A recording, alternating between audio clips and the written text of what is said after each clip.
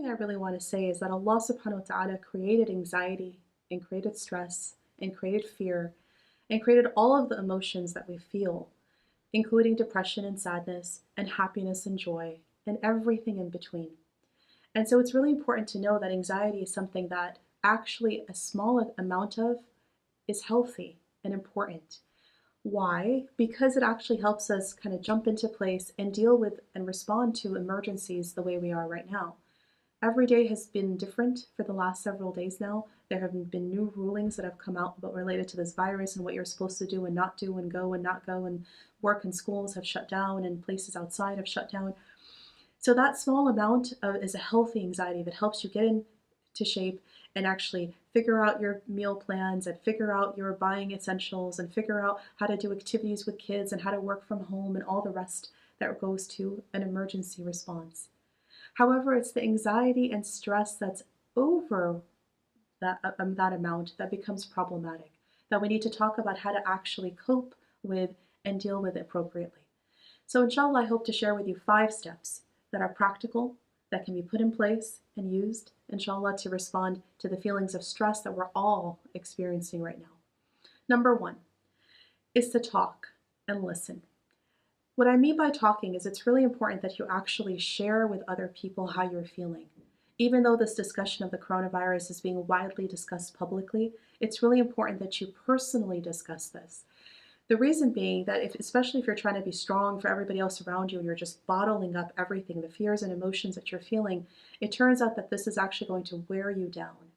Why? Because this is a very overwhelming situation. It's a novel and new situation, and talk to people that you trust, that you're able to be vulnerable with and open up and share how you're actually feeling. That helps the other person also be vulnerable and open up and share how they're feeling. And then there is a shared sense of we're all in this together that brings down that sense of anxiety. Now, talking, the flip side of that is listening.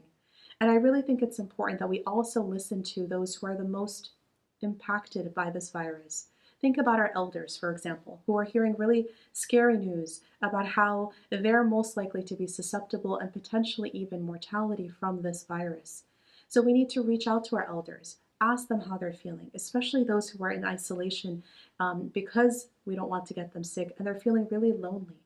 Reach out and talk with them and listen to how they're doing and feeling about this.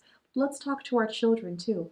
A lot of people think maybe the children don't quite understand, but that's not true. It turns out that children actually reciprocate and mimic our own emotions. So we role model our emotions and behavior to our children. If we're really anxious, so are they. And if we're calm and collected, they'll, for the most part, feel the same way as well. And the reason I say check in with them is because that way you'll never know actually what they're thinking and what mistakes and fallacies they have in their mind or how scared they really are unless you actually talk with them and listen. And it's really important to remember that we all deal with anxiety differently and trauma and news and grief differently. So be sure not to judge and be sure not to assume that how you're feeling is exactly how someone else is feeling or the opposite. And also, don't be flexible. Don't shame somebody else because of how they're feeling. Try to be as supportive as possible. Number 2, as much as possible, try to moderate your news intake. Now, I know things are changing, not just day by day anymore, but hour by hour, things are being updated and changing. And so for me to say, don't watch the news so regularly, I know is a big ask. But I do want to say it's really important to unplug every so often in the day. And you need to take these moments where you're not kind of being washed over by news that's all very scary, and most of it is actually bad news. So you want to make sure that you do the alternatives instead. And here I want to encourage us to really use these moments that Allah subhanahu wa ta'ala has given us. And kind of we're all quarantined and meant to stay at home as much as possible and social distancing for people who are not our immediate family members, and to think about what that means for our family members and those whom we live with closely. It means more time with them. But that time could either be time of difficulty and fighting and whatnot, or it could be time of quality time and really having face-to-face and direct conversation and really opening up. And whether these are adults or children, it's really wonderful to spend this time to actually talk about the reasons why Allah subhanahu wa ta'ala brought this to us, to humanity. Now, we don't know all the reasons, but it's helpful to think about stories, for example, from the Sira. For example, take the story of the Prophet ﷺ, who directly was impacted by likely a virus. And what I mean by that is think about how both of his parents, mother and father, in different years, passed away because of the fever of Medina. And they were both, it was a contagious fever, possibly virus, that they were both impacted by, died from, and he was twice orphaned because of. Think about that, how directly impacted him, sallallahu alaihi wasallam. Think about the companions or the Sahaba that dealt with plague, right? And all throughout Muslim history and how the Muslims developed rules related to that. Think about the rules we're hearing about washing our hands all the time and making sure they're clean. Think about how we as Muslims have rules of purity where we're supposed to wash our hands constantly in wudu, and we wash and istinja after washing using the bathroom, and before we eat and after we eat, and we wash our hands in ghusl, and all through, right? Islam is a religion of purity. Talk with our children and our adults too about this concept, or come at it from a different perspective of fiqh and talk about how, people were really amazed when they were hearing the mu'adhin in the part of the adhan where he would say, hayya ala salah, or come to prayer, instead of saying pray in your homes. And people were really amazed by that. They'd never heard something like that. But it turns out these are rules that are actually right in our fiqh books in the chapter of prayer related to inclement weather or difficult times. And so really reviving the knowledge of Islam that we maybe don't know related to all of these things. This would be a great time to talk about how humans, the laws Allah puts it in place of how humans should deal with the animal kingdom, right? This is a zootically transferred illness. So human interaction with the animal kingdom and animal cruelty and things of that nature. These would be wonderful times to talk about these concepts with our family members. And when you're done and tired of talking, this would be a great time to then do some of the other things like playing and laughter. Pull out the board games and the puzzles and the bucket of Legos that hasn't been touched in some time. Dust it off and play with your family members. Use humor to dissolve the tension that's in the home as much as possible. Not overly, but to some extent. It's a healthy coping mechanism. And then spirituality, and that brings me to number 3. Number 3 is to take time. And what I mean by time is take time to take care of yourself, especially if you're a caretaker of other people. Make sure that you're taking breaks all throughout your day. For many of us, we've never worked from home before or had children and work all at home, all at the same time. Figure out how to break up the day. Figure out how to make sure you're eating healthy and sleeping well, because those also help your immunity from the virus and help you calm your anxiety down. Make sure that this is not a time to just binge watch, for example, with the extra moments that you have, but rather use the extra moments in spiritual connection.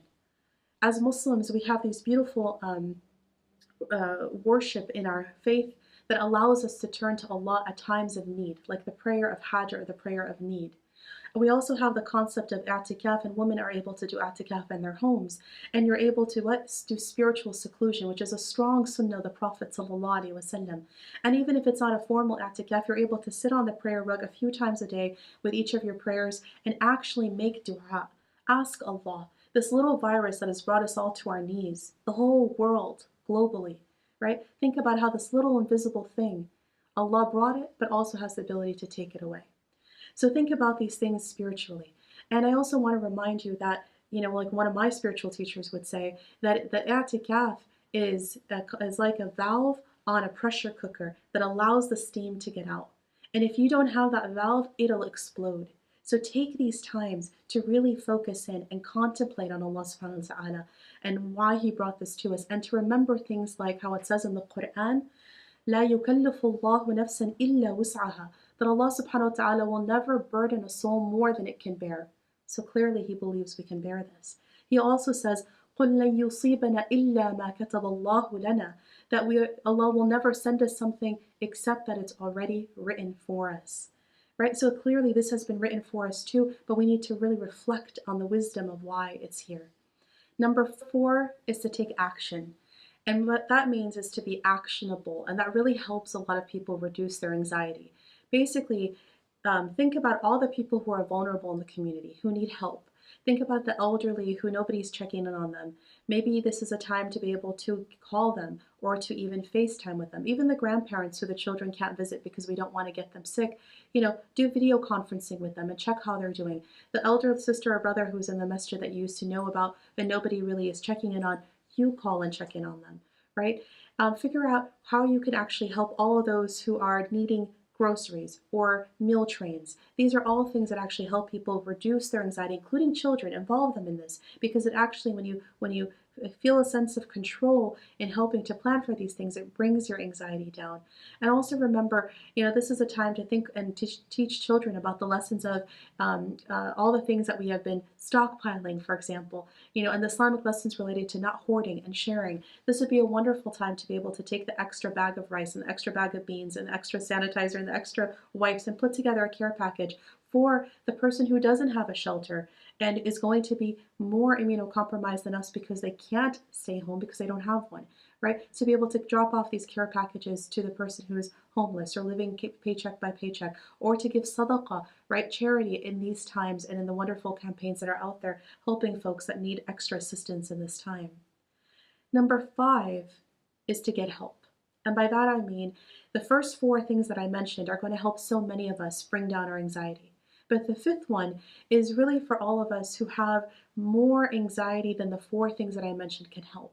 Maybe that because there's already an underlying mental health condition, anxiety or depression, or maybe it's because we're just simply super overwhelmed with everything that's happening. You have to know that mental health professionals are here to help, and they're trained to help.